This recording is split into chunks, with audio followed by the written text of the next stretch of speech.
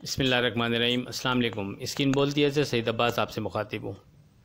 पहले बात करते हैं अपनी 6 जुलाई की फोरकास्ट से मुतालिक। आपसे बड़ी तफसील से बात की थी। उसकी समरी ये थी कि हमारा स्ट्रॉन्ग सपोर्ट लेवल 40,800 ही रहेगा और ये कि as per closing 40,800 most important level होगा।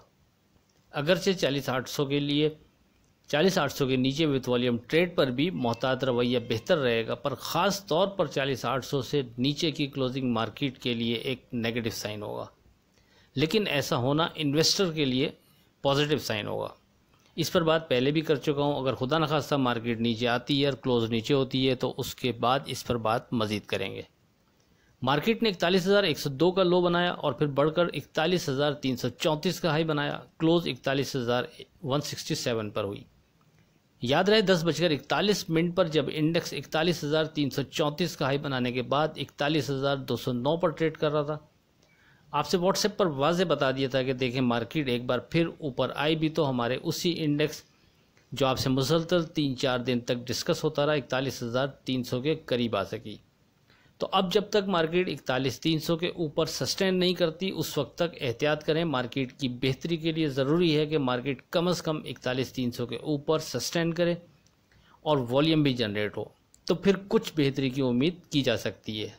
वरना नीचे 40,800 के करीब एंट्री लें तो बेहतर रहेगा। मार्केट ने इसके बाद दोबारा 41,300 को क्रॉस नहीं किया।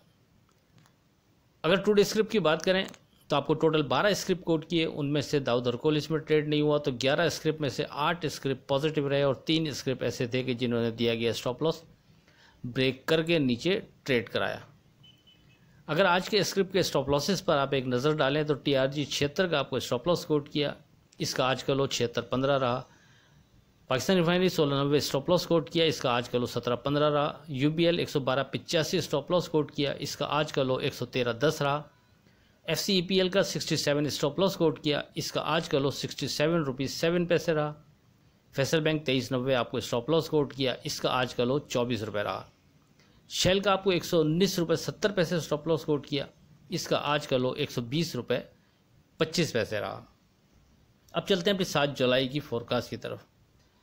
देखिए 7 जुलाई ये ईद की छुट्टियों से पहले लास्ट वर्किंग डे है। जैसा मार्केट में वॉल्यूम आ रहा है और जिस तरह मार्केट बिहेव कर रही है उससे कोई ख़ास चीज़ तो निकलती नज़र नहीं आ रही। कल के दिन के हवाले से हम अपने उसी लेवल्स पर रहेंगे। 40,800 हमारा सपोर्ट लेवल कंसीडर करेंगे। ऊपर के लेवल पर आज की ट्रेडिंग ने मज़ीद 41,300 को और थोड़ा सा स्ट्रॉन्ग किया कि ये भी एक मजबूत बैरियर बनता है ट्रेडिंग के हवाले से कि इसके ऊपर मार्केट सस्टेन करती है तो फिर कुछ बेहतरी की उम्मीद बनती है। लेकिन अगर 41,300 के ऊपर मार्केट सस्टेन नहीं करती तो फिर बेहतर है कि 40,800 के करीब किसी जगह पर अगर हम एंट्री लें तो ज़्यादा बेहतर है। इसके अलावा एक चीज़ और आपसे डिस्कस करता चलूँ, चूँकि चैनल पर दोबारा आपसे बात हो नहीं सकती, व्हाट्सएप पर डेफिनेटली इस हवाले से गुफ्तगू हो जाएगी अगर कोई चीज़ डिज़ाइन हो रही होगी। देखिए कल लास्ट वर्किंग डे के हवाले से मार्केट मूवर इससे फ़ायदा उठा सकते हैं। मार्केट एक तो अपने बॉटम के करीब ट्रेड कर रही है, ये आप भी जानते हैं। मार्केट इन्हीं लेवलों से बहुत दफ़ा ऊपर की तरफ निकली है, कम से कम दो दफ़ा तो गई है।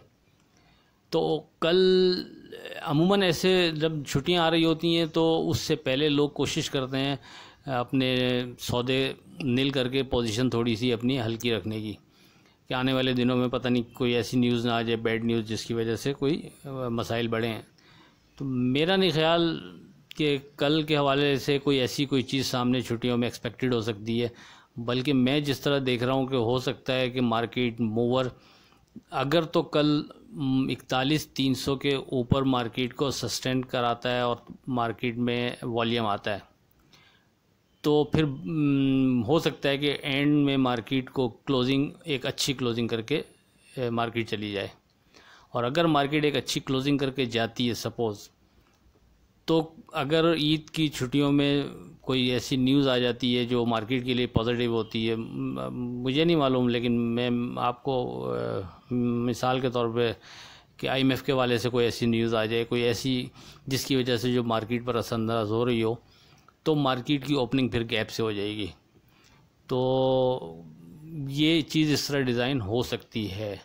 अब इसके लिए अगर हम इस पे अमल करना चाहें या इसको हम इस पे काम करना चाहें तो उसके लिए जो सबसे बड़ा सामने जो टारगेट रहेगा हमारा वो ये रहेगा कि उसके लिए ज़रूरी है कि मार्केट पहले तो 41,300 से ऊपर सस्टेन करे और वहाँ वॉल्यूम जनरेट हो।